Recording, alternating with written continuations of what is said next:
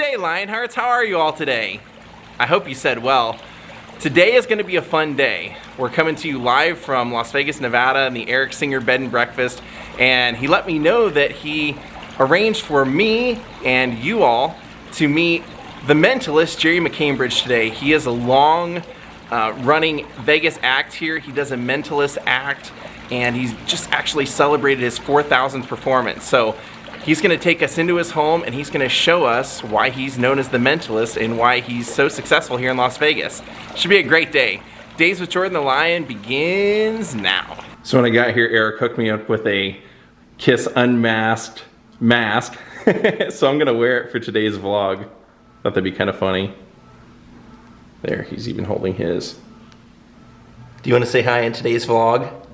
Thank you. I know everyone wants to see how you're doing in Las Vegas. You're having a pretty good time, aren't you?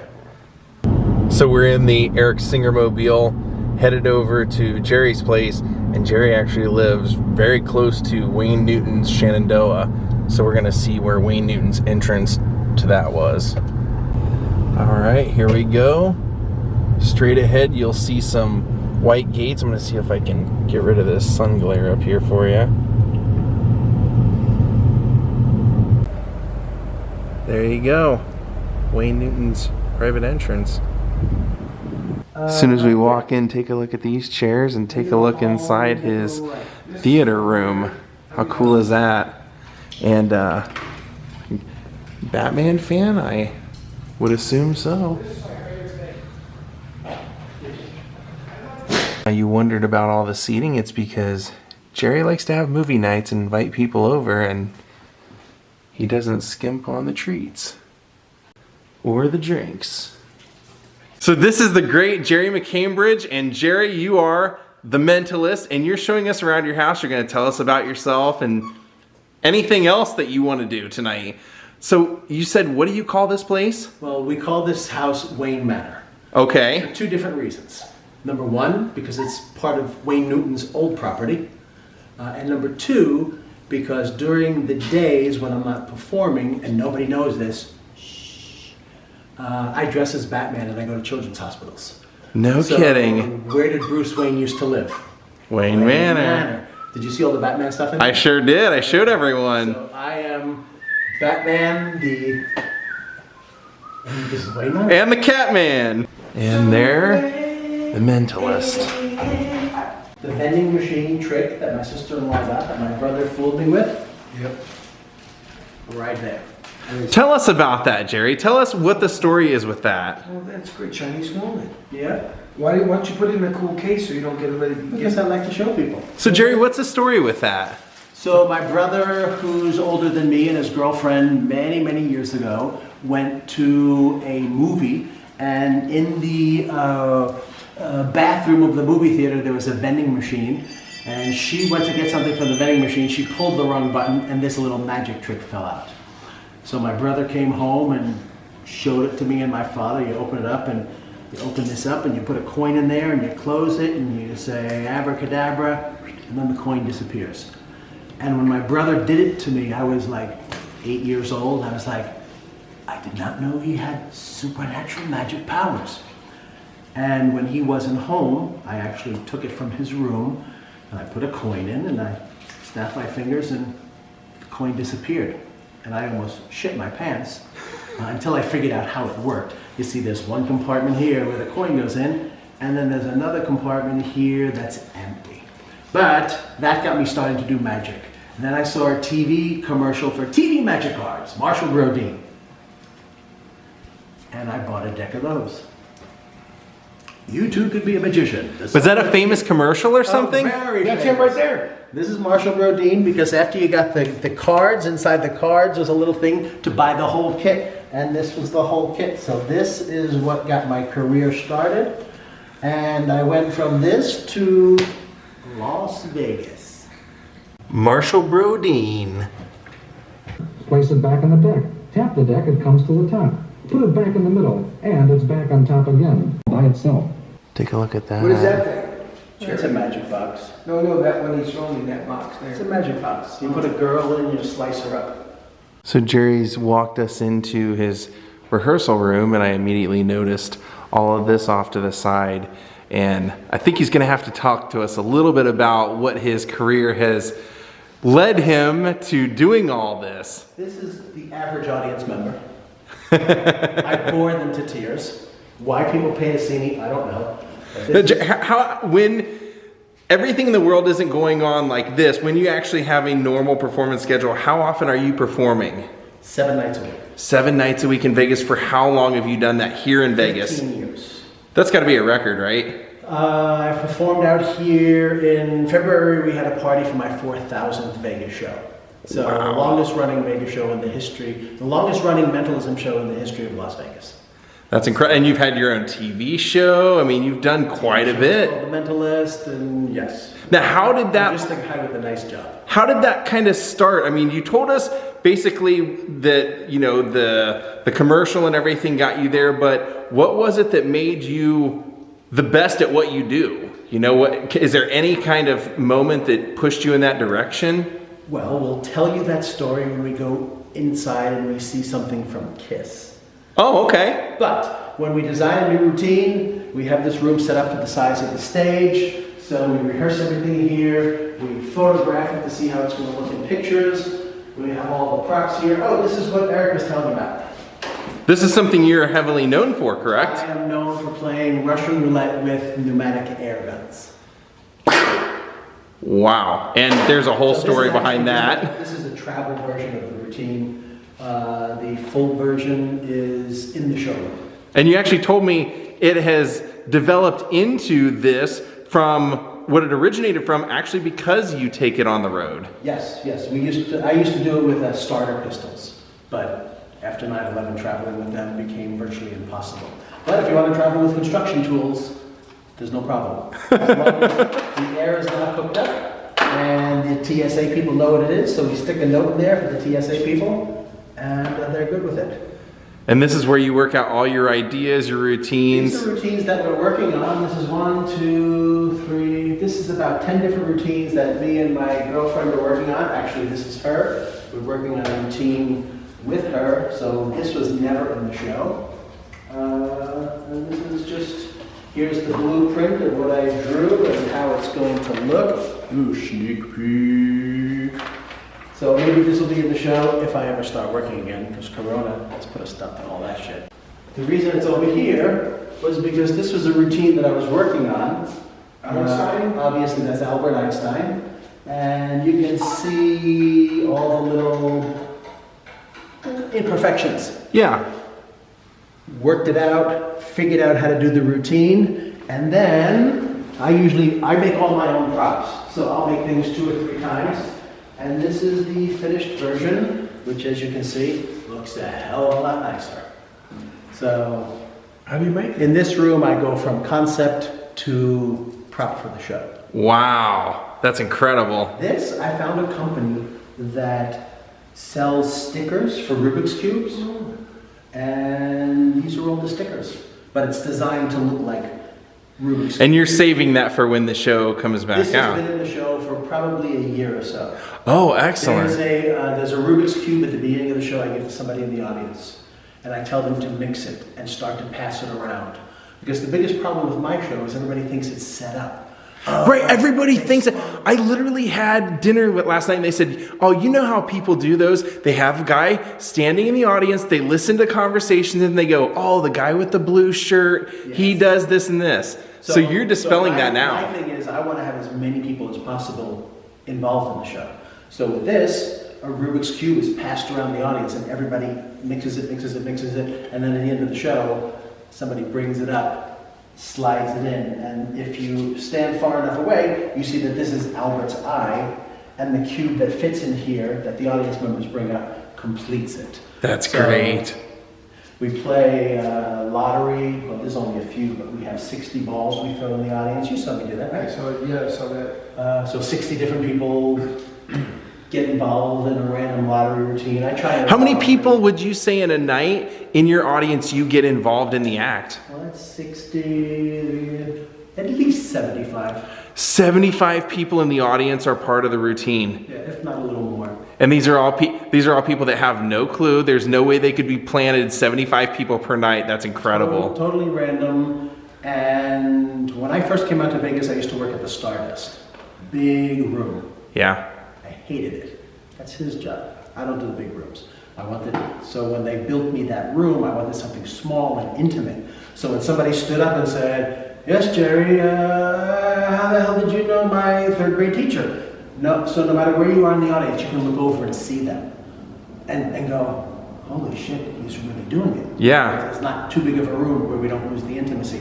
So because of the fact that it's an intimate room, we use 75 or 80 people during the show.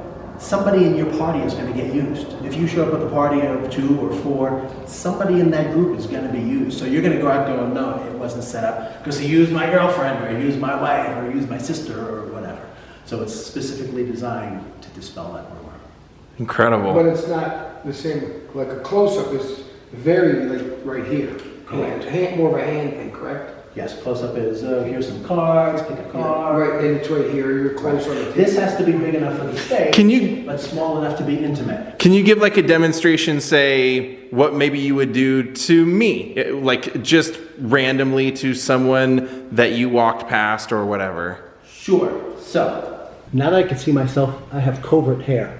Oh my God. This is not how I look, folks. This is because I've been in quarantine. Go to mentalist.com, you'll see the way I really look. But, you're in Vegas. Yeah. What's one thing you do in Vegas? You play craps. Okay. It's the only place in town where you can curse and get away with it. So you play craps with dice. So let's try something with a die. And I'm going to cover my eyes, I'm going to look away.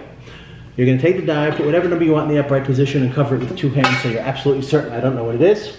Tell me when to turn around. Okay. Okay, so here's what we're going to do. I'm going to ask you some questions, and I'll come to a logical answer. Give me the first answers that come to your head. Pick red or blue. Blue. Hot dog or hamburger. Hot dog. New York City or Chicago. New York City. Beef or fish. Beef. Okay, so there are statistically things that people will do, answers that people will give, and there's also insights into people's brains. So based on the answers that you gave, and statistically knowing what people will do, no one will ever do a 1 because that's the start. The die is 1 to 6. No one will ever do a 6 because it's the end. So it's always between 2 and 5, somewhere in there. So I'm going to say based on the answers that you gave, you probably decided to do the number 4. What number do you have in the upright position? It's the number 4. Okay, so the odds of doing that are 6. I did show it before I You showed put the it down. camera? I did. I put it down. I did that and then put it down and covered it up. So 1 and 6 is Absolutely. good. The odds are cute, but when you do it twice in a row, it actually becomes 6 times 6. So the odds 36 to 1. So pick it up again so I don't see Okay. it. I'm going to turn around again. You do it again.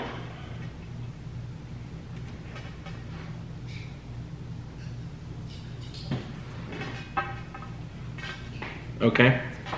I can turn back around? Yes. Okay. So somebody like you, based on the answer that you give, will never do the same number second time in a row.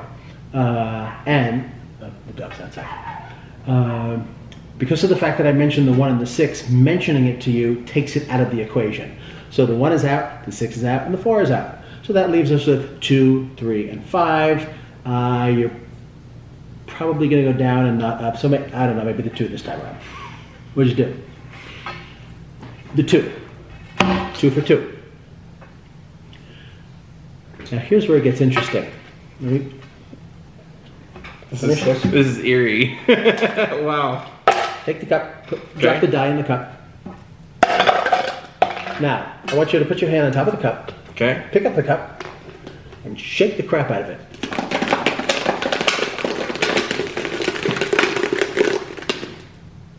Are you good with that, or do you want to shake it some more? Some questions answer themselves. You good with that, or do you want to shake I'm it good some more? with that one. Yeah? Yeah, that's perfect. Okay, so this is just a total guess, but this is just a feeling guess. So just Are you enjoying that? Yeah, it's pretty nice. It's smooth hands. This has yeah. nothing to do with the trick. Yeah, I just wanted to feel what you felt I like. feel comfortable. You know, but I'm comfortable with my masculinity. I'm going to say, statistically, he did the 2, he did the 4, he changed his mind before and did the 4. 1. He doesn't even know what it is. I don't know what it is. Take a peek inside. I say it's a 1. Holy cow! That is insane. Hold on. Extreme close-up. That is nuts. That is absolutely a freaking 1. So what's the meaning of this poster behind you, this magic show? So when I was a kid, 1974, so I was 12 years old. This is Doug Henning. He had a show on Broadway called The Magic Show. And I'm a little kid doing magic, 12 years old, with the kit and everything I just showed you. And my brother, for my birthday, bought me a ticket to see this show at the Court Theater on 48th Street. So went to my very first Broadway show. It was to see Doug Henning, and I saw him on TV, and I'm sitting in the audience going, oh, he's right there. Oh my God, he's like right in front of me. And he does this one trick with a trunk where he ties his assistant up in the trunk and he stands on the top and they switch places. I had seen him do it so many times that when he pulled the trunk out on stage and he was about to say, can I have a volunteer? As a 12-year-old kid, he goes, can I have a... My hand went up and he goes, Yeah. oh, well, you're enthusiastic, come on up. So I go up on stage with Doug Henning. Wow. He has me check out the box. You weren't nervous? So I go up on stage, check out the box. Doug puts the girl in it. He locks the box. He hands me the key and he goes, stand over there. So I stood over there and I'm holding the key and I look up and there's 2 balconies and I don't know what the theater seats, 1,500 or whatever, and I was like, oh, this is great. This is what I want to do with the rest of my life. So nervous? No. If a priest has a calling to God, that was my calling right there. Wow. So the best part is, this past December, a friend of mine, Darren Brown, a mentalist from England, came into the States, had a Broadway show, a limited run, at the Court Theater.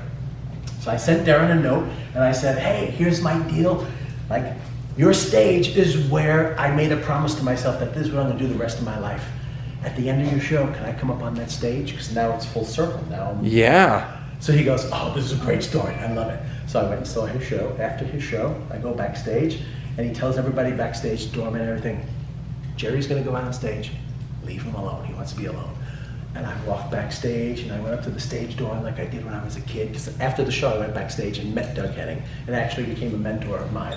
So I redid the whole thing and my friend Darren took me in his dressing room and I walked out on stage and I stood in the same spot and I looked up and I was like, I promised myself as a kid, I'm going to be the best magician. I'm going to have my own show, my own TV show. And I stood there going, I did it. How cool is that? How cool is that? So that's why this poster is so important to me, because this is where my calling occurred in December of 1974. And this is, when I grew up, I loved Kiss. This is a guitar that Paul Stanley from Kiss gave me. He came to see my show with his son and loved it. And I went to the secret Kiss warehouse. And You actually got to go to the warehouse? I was at the warehouse. Wow. Hanging out. And Looks like it's signed too. it says, Dear Gerry, you read my mind. Paul Stanley. Wow, that is cool. So this is one of Paul's guitars. He gave me this.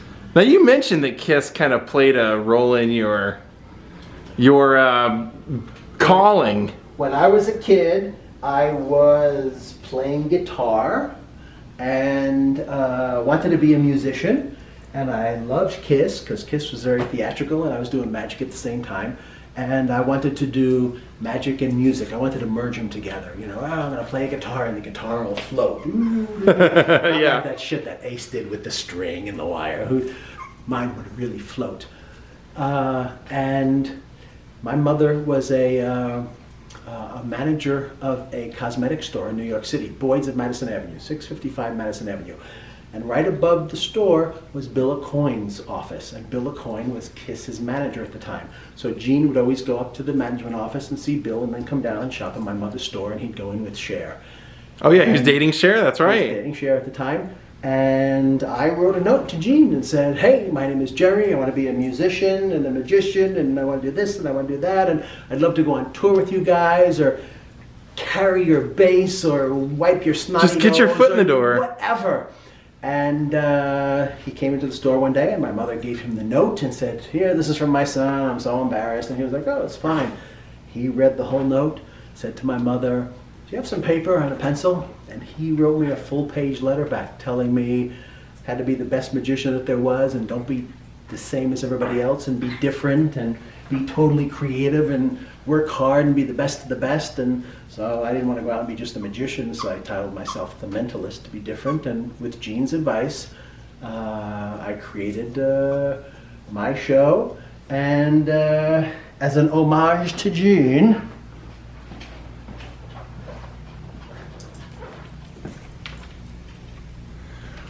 wow! Holy cow! Look at those boots. no, it's not cow, it's a dragon. Yeah. Ja, take a look at those. Now I'm waiting someday somebody from Kiss is going to show up and like take these things back and say, what the hell did you steal Gene's boots for? Is it safe to say you walk around the house in these? I use them as slippers. Wow. Like if I go to the bathroom in the middle of the night, I put those on, and you know. Those are great, dude. Now I got one question for you. Does Gene know that you wrote that letter, or have you ever talked about that moment? Does he know what how much that advice meant to you? I think so. Gene was filming Family Jewels at the Excalibur at the Thunder from Down Under show, and afterwards I went back and was hanging out with him and mentioned it to him, and he remembered the cosmetic store, and he remembered my mother. I don't know if he remembered writing the letter or not, but Gene does seem to remember everything. He did ask my credit card number and my PIN number, so I'm sure he remembered that too, but he's probably charging me, you know, commission for the boots. But yeah, he did kind of remember it, but not as specific as I remembered it. But I don't know if you noticed, next to the boots, okay, so this is Wayne Manor. I told you what I do during the day. Yeah. So this is my personal cowl. This is the one that I wear to the children's hospitals.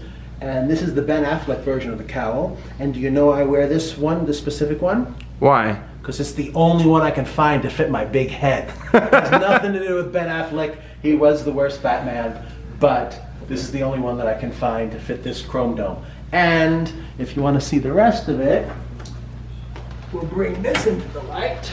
Wow. Now I have a question about this. How does a guy that works 7 days a week have time to also go donate his time to help children? Because you have to give back. How long have you been doing this? I've been doing this before the Michael Keaton Batman movie came out, which was 1989, so I've been doing it maybe since like 87. Wow. I've been doing it for many, many years. My mother used to work in a children's hospital, so one Halloween I got a Batman outfit. She was like, oh, the kids would love to see that. I went to the hospital, showed it to the kids, goofed off. They loved it. A year later, the Michael Keaton movie came out. I got one of those, and I have just slowly evolved over the years. And now I have this, and if you can put your hand out, you will see what I have to endure. Now put your hand out like that to grab the hanger. Whoa! Yeah, that is very heavy. Yes. So this is leather. You know, you want that snapping sound. Yeah. Scare the shit out of the kids. So when I walk in, I usually lose 2 or 3 pounds because it's just so heavy. You don't take the air guns into the kids, do you? No. Only when I do the children's jails that I bring the air guns. So I guess as a guest at the house, I have to, or I'm going to, wear the boots. God of Thunder. Look at those. Bedroom slippers. Thanks for letting me put on your boots there, Gerry. Whew. All right, my friends, we're gonna call it a night. I hope you enjoyed meeting Gerry, and those of you that already knew Gerry, I hope that you enjoyed watching this vlog. we're gonna call it a night. Thank you, Dale Herman, Matthew Henriksen, and Nicolette Bua for becoming my newest Patreons. We'll see you all next time from Nevada. Have a great night and goodbye.